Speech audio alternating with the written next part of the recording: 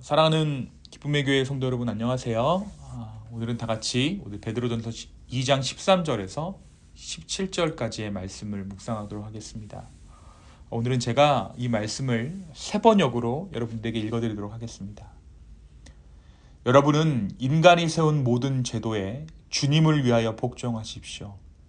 주권자인 왕에게나 총독들에게나 그렇게 하십시오. 총독들은 악을 행하는 사람에게 벌을 주고 선을 행하는 사람에게 상을 주게 하려고 왕이 보낸 이들입니다. 선을 행함으로 어리석은 자들의 무지한 입을 막는 것이 하나님의 뜻입니다. 여러분은 자유인으로 사십시오. 그러나 그 자유를 악을 행하는 구실로 쓰지 말고 하나님의 종으로 사십시오. 모든 사람을 존중하며 믿음의 식구들을 사랑하며 하나님을 두려워하며 왕을 공경하십시오. 아멘. 오늘은 다 같이 이 베드로전서 2장 13절에서 17절까지의 말씀을 묵상합니다. 우리가 지난 금요일 12절까지의 말씀을 묵상하면서 우리의 영혼을 거슬러 싸우는 육체의 정욕을 제어하라는 사도 베드로의 권면을 함께 했습니다. 그리고 우리의 선행이 단순히 우리의 선행으로 끝나는 것이 아니라 우리의 선행은 곧 하나님의 영광이 된다라는 사실 또한 함께 나누었습니다. 오늘 말씀에서 사도 베드로는 이 세상의 권력자들, 나라의 통치자들을 향해 믿는 자들은 어떠한 자세를 취해야 하는지에 대해서 말하고 있습니다. 세상과 교회의 관계에 대해서 말하고 있는 것이죠. 그리고 베드로는 우리에게 다소 의외의 말씀을 전하고 있는데요. 그것은 인간의 모든 제도를 존중하고 그 모든 제도에 순종하라는 것입니다. 인간의 모든 제도란 결국 인간됨이 드러난 제도이고 허점이 있고 맹점이 있는 제도를 의미합니다. 또한 당시 베드로가 살고 있던 시대적 상황을 생각했을 때 당시 로마의 왕정은 결코 믿는 자들에게 우호적이지 않았습니다. 로마의 왕, 세상의 왕은 교회를 핍박했고 탄압했습니다. 로마 총독에 의해서 예수님 또한 처형당하셨죠. 그럼에도 불구하고 베드로는 우리에게 인간의 모든 제도를 순종하라고 권면합니다. 이러한 베드로의 발언은 친로마적인 발언으로 오해받을 수 있었습니다. 마치 우리나라가 일제강점기를 겪고 있을 때 어떠한 목사님이 이러한 발언을 했다라면 세상 모든 제도에 충성하고 왕과 총독에게 충성하십시오 라는 이 발언을 했더라면 그 목사님은 당장에 친일파로 의심을 받게 될 것입니다. 그럼에도 불구하고 베드로는 이와 같은 발언을 합니다. 그런데 한 가지 전제가 있습니다. 인간의 모든 제도를 순종하되 주를 위하여 순종하라는 것이죠. 이 말은 우리가 인간의 모든 제도에게 순종할 때 그 순종이 하나님을 향한 순종이 된다는 것이에요.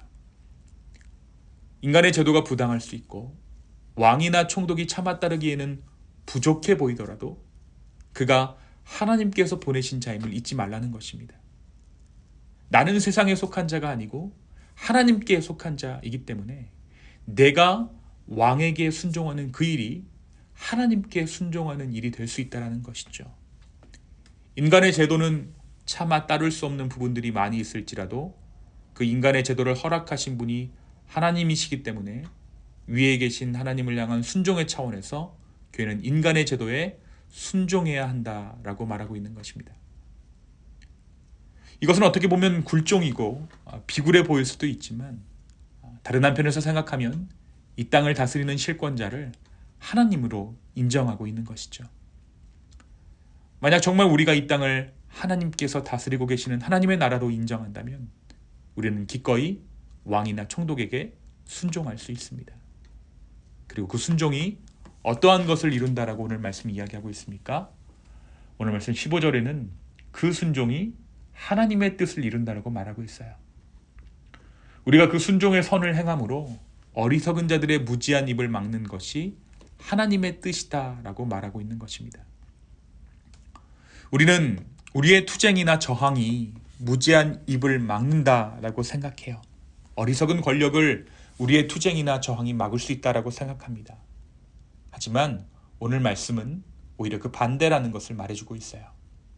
그러면서 우리에게 주어진 자유를 악을 가리는 데 쓰지 말고 하나님의 종과 같이 하라라고 권면합니다.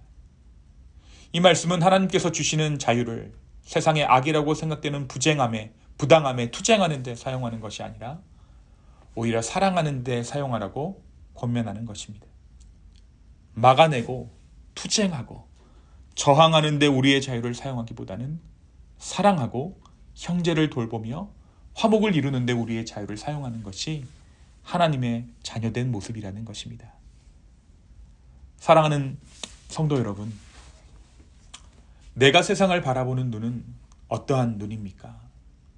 나는 세상을 어떠한 눈으로 바라보고 있습니까?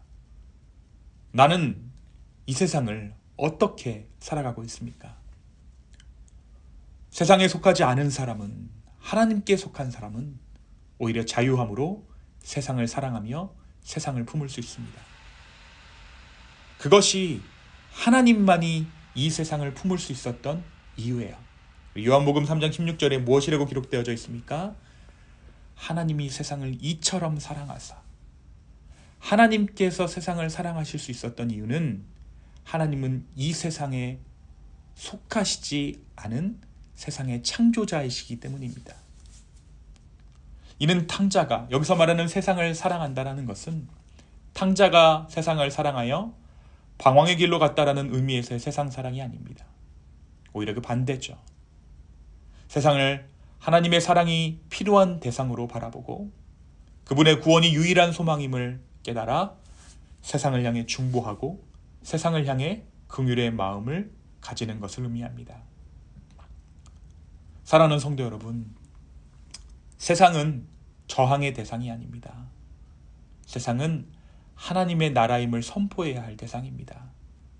하나님이 세상을 이처럼 사랑하사 독생자를 주심으로 세상을 구원하셨듯이 저항과 투쟁으로 세상을 변화시키는 것이 아니라 우리는 오히려 우리의 형제를 사랑함으로 이 세상을 변화시켜 나아가는 자들입니다. 어떤 것을 향한 반작용으로 세상을 구원하는 것이 아니라 하나님을 향한 순종으로 또한 우리 이웃을 향한 사랑으로 이 세상을 구원해 나가는 저와 여러분 되기를 예수님의 이름으로 축원합니다. 이 시간 함께 기도하겠습니다. 주님, 오늘 이 베드로전서의 말씀을 통해 우리가 어떻게 세상을 바라보아야 하는지 말씀하여 주심에 주님 감사합니다. 주님, 다시 한번 우리의 마음을 드리며 우리의 생각들을 아버지 앞에 올려드립니다. 이 세상을 예수님께서 사랑하신 것처럼 우리도 사랑하게 하여 주십시오.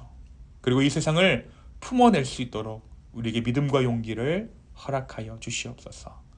우리가 하나님을 더욱더 사랑하고 더욱더 의지할 때 세상 또한 온전히 사랑하고 품어낼 수 있는 줄로 믿습니다.